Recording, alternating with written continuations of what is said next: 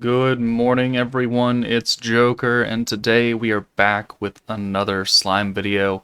And first off, before we talk about the new meta, obviously we have been over 10,000 subs for a while now, but tonight, with the release of the late February March meta, I will be doing the 10K subscribers stream.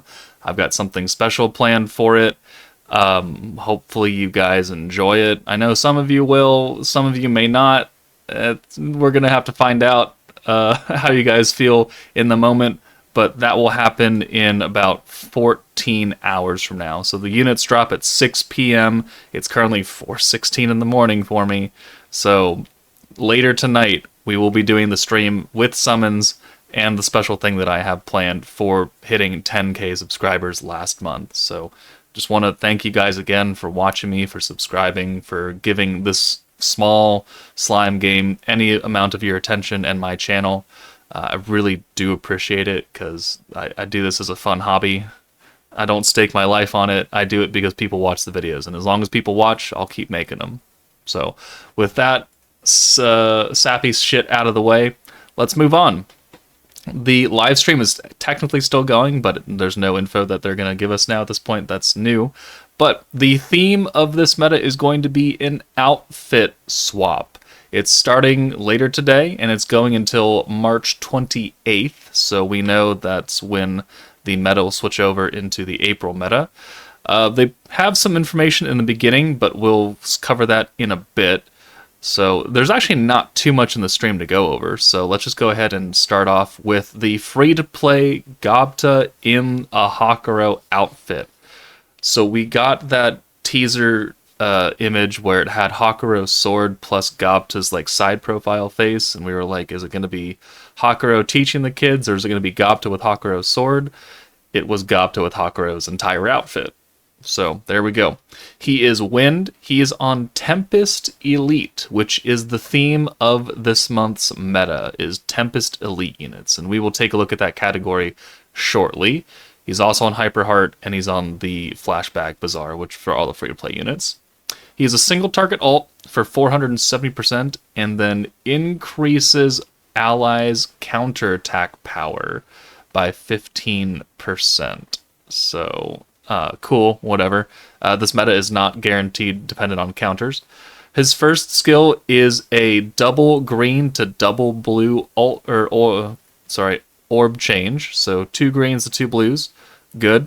And then he gets 10% gauge increase for all blue orbs. So pretty good orb change skill right there. His second skill is an alt swap.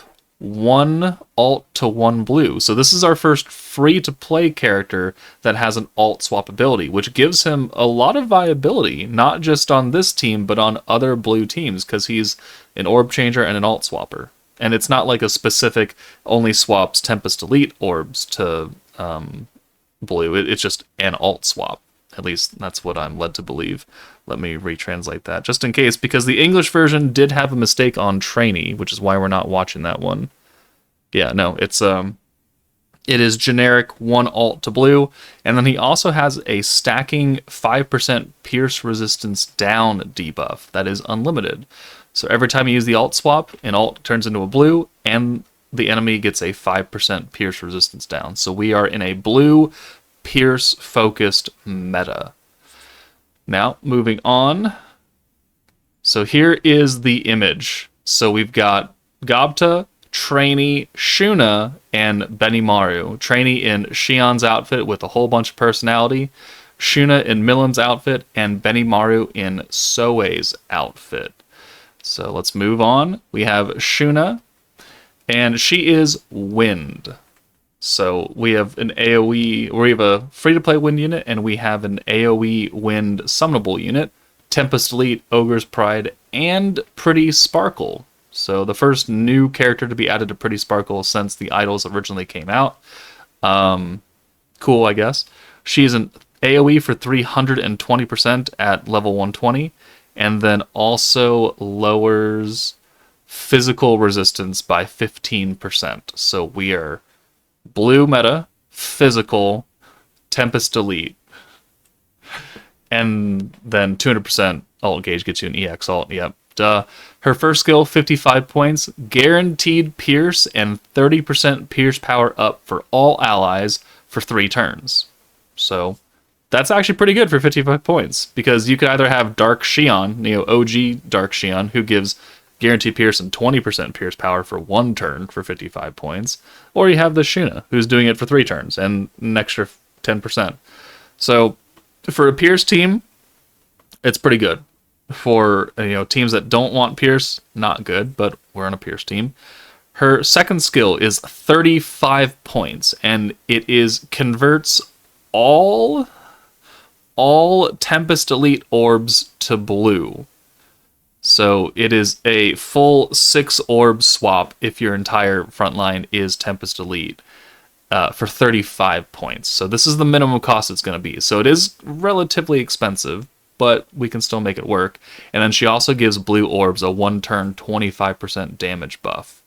So an entire hand gets to blue, and then 25% damage, and then guaranteed pierce and pierce power for 3 turns. So she's not a bad support unit. This is very generic. This, unfortunately, is locked to Tempest Elite, but there are a lot of characters on Tempest Elite. Again, we'll go over that shortly.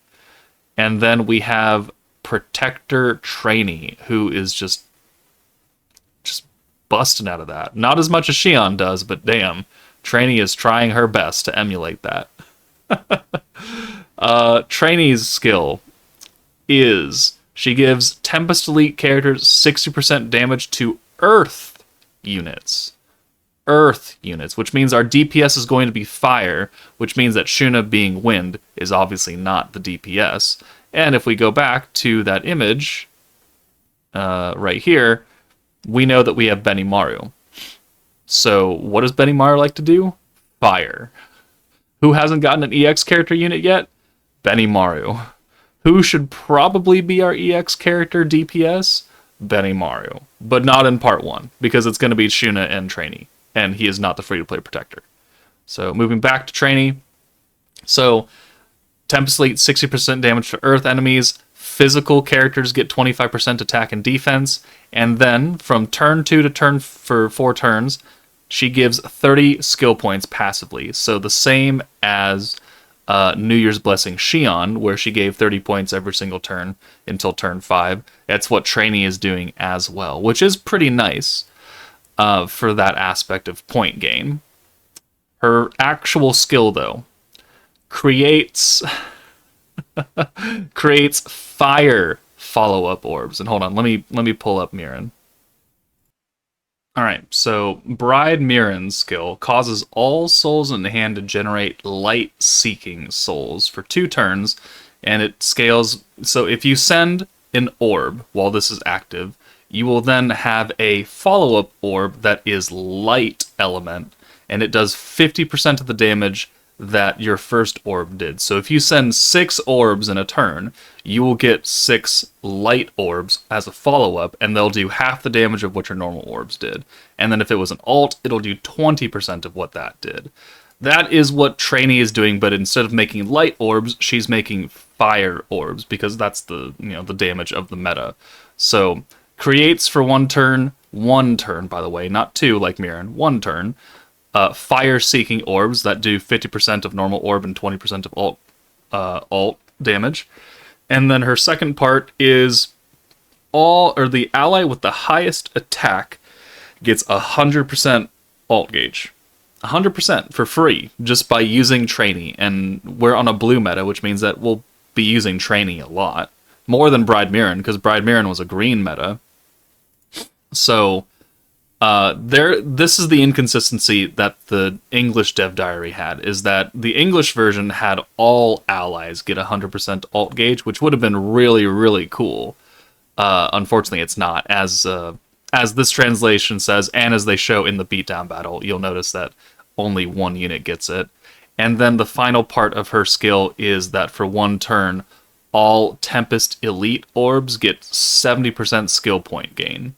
So Fire-seeking orbs, generic, you just have to send orbs. 100% alt gauge to the highest attacking unit, so it depended on who's your nuker, who has the higher stats, and then Tempest Elite orbs get 70% skill points. So that is pretty restricted right there. But I mean, she looks okay. I wouldn't call her super amazing. The extra 30 skill points does make her at least a lot better than Mirren, because Mirren's team was hard capped at 100 points. So it does give her a little bit of more viability. But Mirren is kind of wonky. I think this trainee is kind of wonky. I don't know how much use they're going to get outside of this meta. So it is what it is. So here's the explanation for the follow-up orbs. So if you send an orb, it'll create fire follow-ups that'll hit afterwards. And then we have free-to-play Sokka Protector in Gabiru's outfit. So thank God I don't have to wail for Sokka, because she's free. She is making fire follow-up orbs for one turn at the same damage, 50% and 20%. And then all blue orbs get a 50% skill point increase. So actually, I think this part's a little better, because it's not restricted to Tempest Elite. It's just any blue orb gets 50%. So that's pretty cool. And then her actual protection trait is Tempest Elite gets 30% damage against fire, and then Tempest Elite and Wholehearted Devotion characters get 12% attack up. So overall, the meta is a little bit wonky. I feel like people should probably skip it. People that have summoned for the Overlord collab that don't have any crystals, this is a good month for you to save, even though you may not have a blue team. Not really that big of a deal. I think if you have the Summer Memories team, who also, funnily enough, is run with a training unit, the Protector trainee for Summer Memories right here. So she was also a Burst Blue physical Protector, and now we have another Burst Blue physical trainee Protector, both of which have very abundant personalities being shown off. I think that's pretty good. So those are the units. Let's check out the animations now. So I'll go ahead and mute myself and unmute this.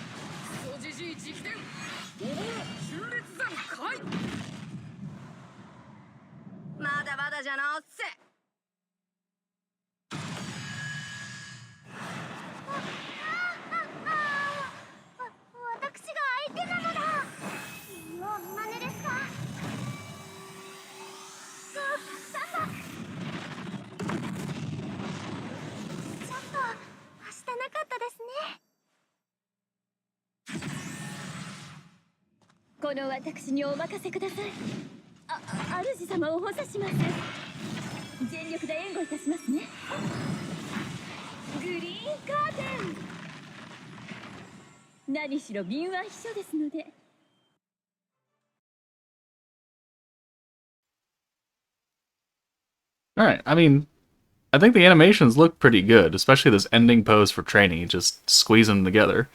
I think it's funny that she can't lift the sword. But the animations look good. Shuna looks really adorable. Gobta looks his ult looks pretty good, trying to remake, Hakuro. The animations look good. The outfits are cute for, who they chose. The kits, I think, are okay. I think Gobta's going to have the most longevity, being a free ult swap unit, more than anything. Pierce is not that great of a buff after everything's said and done, so I don't know how much Shuna is going to get, especially with her other skill being very restricted to Tempest Elite. And then Trainee looks to be kind of gimmicky, so that is that.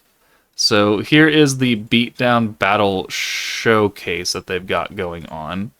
So we've got blue. They put Space Lumi, or not Space, but Space Rimuru and Summer Lumi. Summer Lumi because she's fire physical, so she has super weak point. She's not on Tempest Elite, so she's not getting any additional damage buff. They are adding a bunch of Rimurus to Tempest Elite, which I thought was weird that he wasn't on it already. But Space Rimuru, the original Dark Rimuru, and then the first anniversary Dark Rimuru are being added to that. So here's Shuna's full convert for 35 points. It'll change all these orbs to blues, boom, as long as they are Tempest Elite. So Summer Lumi's orb would not have been converted. They put Fire Violet, also being fire physical. Her orbs would not have been converted. And now, I believe, so they're going to use Violet skills, one of them, and Lumi's skill, which is a blue damage buff for, I think, 70%? Plus the charm? Yeah, 70% damage buff. And then if they use Trainee right here, boom. Boom. Okay, we'll watch that animation again. But then pay attention to Violet's alt gauge more than anything else. Green curtain. Yeah, that's a nice animation. But then, boom, only Violet gets the alt gauge because she is the unit with the highest attack. So you'll have to manage that a little bit by making sure if you want your quote-unquote primary nuker to get the alt gauge, they need to have a higher attack stat than everybody else. So if you're, if you pull EX Shuna and she has higher stats than your level 80 Violet, Shuna's going to get the alt gauge. So you just have to pay attention and maybe micromanage that a little bit more. Also, thing to note is that, after Ranga does his skills, so we have a crit debuff and a synergy debuff on our allies, which means that we are not allowed to crit and we are not allowed to use synergy at all in this stage. So good luck with that. That's why Shuna is focusing on Pierce more than anything else. And see, there's Gopta's alt swap ability and the orb change. The stage is built for the turn 1 orb change for green to blue, so that's fine. He's the free-to-play unit. Also, I think towards the end of this, we do get an 80-point skill seal on the team, so we cannot bring units that have high cost skills. Because I think if we go into their skills now, we can see that this 95-point skill is locked. This 65-point skill you can still use. This is an 80-point skill seal. So no Earth Guy, EX Guy for his guaranteed crits and alt buff. Not that you would want crits anyways. None of that. No Violet debuff with the crit resistance down and alt resistance down, or crit damage, probably, sorry. But no 80-point skills is what we're talking about here. So that's interesting. Here's the beatdown battle. We get these little icons. I think that's the... Is that a garter belt? Okay, never mind. Whatever. It's like the little thigh thing. Gopta dupes from beatdown battle. Pretty standard. We're getting black crystals for the pay-to-win tickets. I do not advise you buy these. They cost a literal butt ton to guarantee that you get both of these characters. I don't even buy these, so that should tell you something. Here are the 3 Rimurus getting added to the Tempest Elite category. Space Rimuru, Dark Rimuru, and First Anniversary Dark Rimuru. Dark Rimuru, this Anniversary Rimuru, is also getting a skill fusion. So it's on his crit skill. So currently, if we go find him...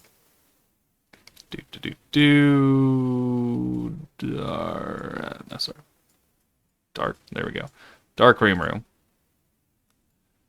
So currently, all allies get guaranteed crits, and then all dark allies get 40% crit damage for 55 points. Well, they're changing it to dark allies or Tempest Elite allies get 40% crit damage, and they're dropping the cost down to 40, which actually, I think this is a fine skill. It's opening it up to more units, and it's lowering the skill cost. I think that's fine. It's not super great, and obviously you can't use it in this beatdown battle because they don't want you to crit, but hey, it's a cheaper crit buff for a more higher batch of characters. And while we're here, let's take a look at Tempest Elite and just the large number of units that it has on it. So confirm. So we've got Shunas, Gopta, Xion, Ranga, Gabiru, Xions. There is a lot of characters on Tempest Elite. Space Xion. She has AoE Pierce. She's magic, but she's got AoE Pierce. Space Rimuru has the attack buff, and if he's skill fused, has the alt resistance down, so he will be a good support unit for this team. Old OG Fire Benimaru is magic, unfortunately. So there are a bunch of units you can use here, at least to get around things. So we'll see how it goes. And then that should be it. We have a little bit more info on the stamp function that they announced last month. No date on it yet still, but they are going to implement it. And now let's go back into the beginning of the stream. We are celebrating 6 million downloads for Slime. So hooray, congratulations, thank you for playing the game. And to celebrate this, they're giving us a free once-a-day multi-summon that has a guaranteed 5-star every single multi, every single day, for at least 15 days, I think. I think it's 15 days. It's going from the 29th to the 19th, so it'll go from tonight to the 18th. So yeah, it should be every multi gives us 1 pity point, because at 15 pity, you can exchange it for a guaranteed 5-star ticket, which should be one of the featured characters, which does include EX characters. There's Fount of Wisdom Hinata and Albus here, so you may have the potential of pulling a very old EX character. Fount of Wisdom is now exactly 1 year old at this point, because this is the time slot where Fount of Wisdom came out. Also, Space Shinsha or Fire Violet, I mean, cool. But hey, it's a free multi with a guaranteed 5-star. You can't argue with that. And then you get another 5-star once you hit 15 pity. So if you do it every day, you'll have, 18 days worth of pity. So you'll get a guaranteed ticket and then a little bit carried over, which doesn't really matter. And then they're also giving us a free daily quest where you can get more crystals. It doesn't say how many more crystals, but hey, free crystals again is cool. And then we also have a special login bonus with some EX rocks, a platinum hammer, another 5-star ticket, and then 60 crystals. So, hey, free shit is free shit, okay? I love to see it. Everyone benefits from this. And also, they're rerunning Vengeance. BT dubs. They're skipping the Summer Memories meta, probably because it would overlap with this current meta being blue physical. So they're probably going to rerun it next month, maybe. But Vengeance will get their rerun starting on March 3rd. March 3rd, all the way up here. So it'll be a once-a-day, again, multi, where you can do 1 multi a day. And at 30 pity, you can get a 30% EX ticket. So I expect a lot of people to summon on this for their very high chance of pulling Velzard and Raphael. Do I recommend that you pull on it? I mean, yes and no. Like, they will come back later on. This is your best chance to get them. The meta for this month is not focused on greens, and I don't know if you can use Vengeance yet in this team, because obviously the stage isn't out yet. So it'll be telling. Thankfully, we've got a few days to wait and see how exactly the stage runs and if you can even use Vengeance. It might seal body and spirit skills. I don't actually know. Actually, I don't think it does. But people probably are going to summon on this. So just because Vengeance is still so good. We're going to get Octogram Dino's event coming back also on the 3rd. And Platinum Hammers and Shards. Cool. And then we have Story Chapter 25 not coming out until the 18th of March. I don't know why it's going to take over half the month to come out. But, yeah. So this will be the fight with Carnation Shinsha actually showing off in the battle against Cleesh and her copycat people. So that'll be fun and interesting, I guess, to get some cutscenes of that. But that is about it. They had this information about some Carnival collab thing going on. It has nothing to do with the game. Don't worry about it. And then, yeah, that's it for the stream, guys. So, are you guys excited about the outfit swap meta? I think it's a pretty safe, skippable meta for people to build up their crystals again for the 2.5 anniversary, which will be starting late April, somewhere around the 26th or 27th, probably. So I think most people should safely skip this March meta, and then we'll wait and see what early April has to offer as far as, the release of Season 3, and then the 2.5 anniversary coming out at the end of April should be what everyone should be saving for at this point. So Let me know what you guys think. I will see you all later tonight for the 10K stream and the summons, so good luck with that. But that's it for me, guys. Take it easy, and I will see you all later tonight.